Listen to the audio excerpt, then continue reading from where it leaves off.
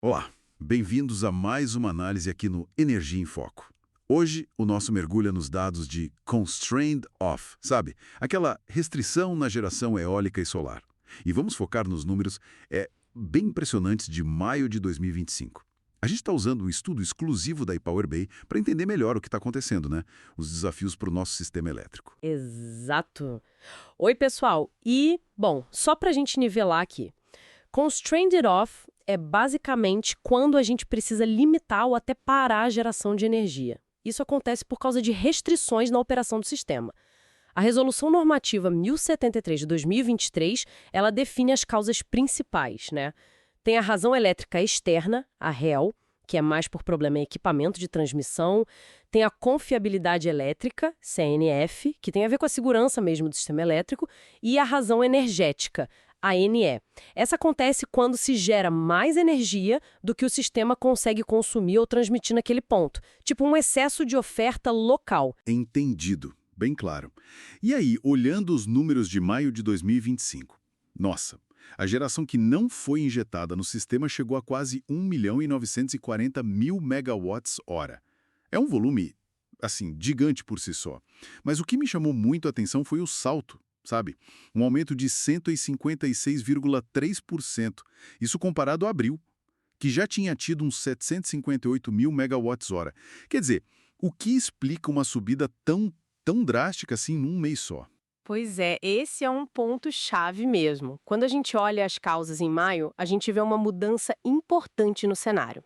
A razão energética, a AN, foi disparado a maior causa, foi responsável por 71% das restrições. Já a confiabilidade elétrica, CNF, ficou com 18%.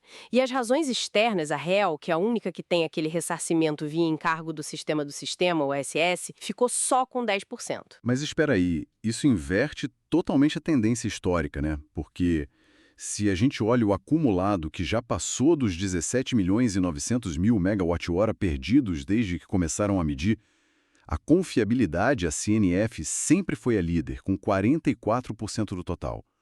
Especialmente depois daquele apagão de agosto de 2023, ela cresceu bastante. Por que agora, em maio, a razão energética dominou desse jeito? Precisamente, essa mudança está muito ligada à capacidade de exportação de energia lá do Nordeste. Hoje, esse limite está em torno de 13.800 megawatts. Então, quando a geração renovável na região está muito alta, principalmente eólica e solar juntas, e a rede não dá conta de escoar tudo isso, aí o ONS, o Operador Nacional do Sistema, não tem outra opção, ele precisa cortar a geração. E aí entra a razão energética.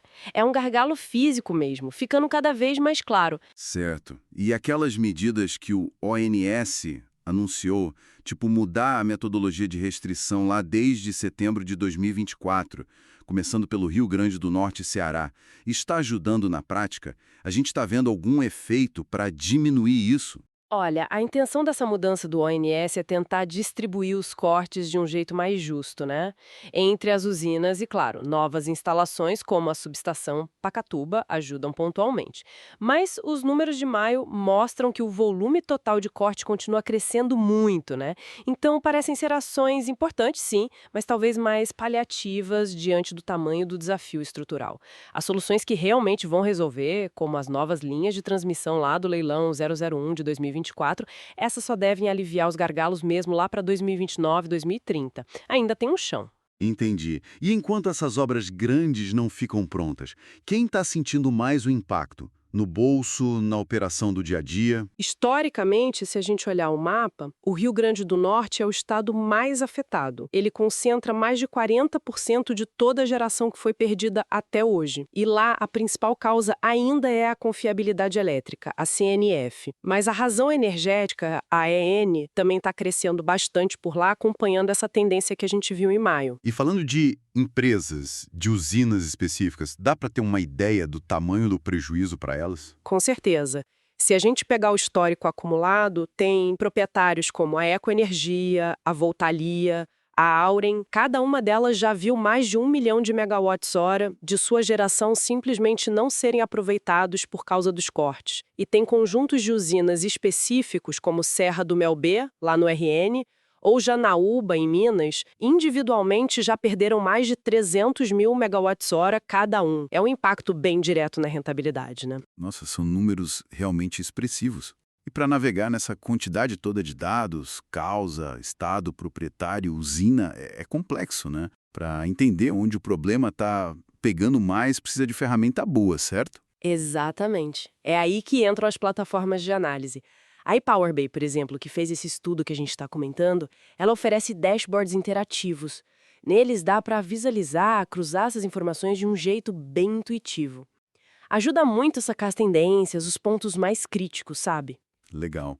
E para quem precisa ir mais a fundo ainda? Tipo, integrar esses dados nos próprios sistemas da empresa para monitorar, fazer previsão. Sim, tem novidade boa aí também. A ePower BI acabou de lançar uma API específica para dados de Constrained Off. Com ela, dá para ter acesso programático a todos os detalhes. O histórico completo, os dados em intervalos de 30 minutos, os cálculos de geração frustrada por cada tipo de causa.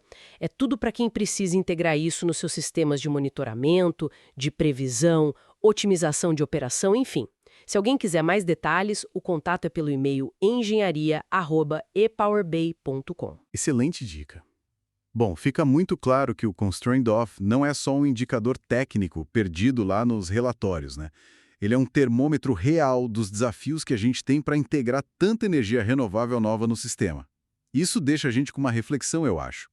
A gente está instalando muita usina eólica e solar, o que é ótimo, mas a rede de transmissão não está acompanhando no mesmo ritmo. Qual será o custo real, não só o financeiro, mas para a segurança e para a eficiência do sistema como um todo, dessa energia limpa que a gente está sendo forçada a desperdiçar? Fica aí para a gente pensar. E para você não perder nenhuma análise como essa e acompanhar de perto o setor elétrico, cadastre-se agora em www.epowerbay.com.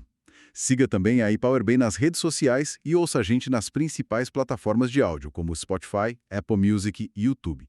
Até a próxima!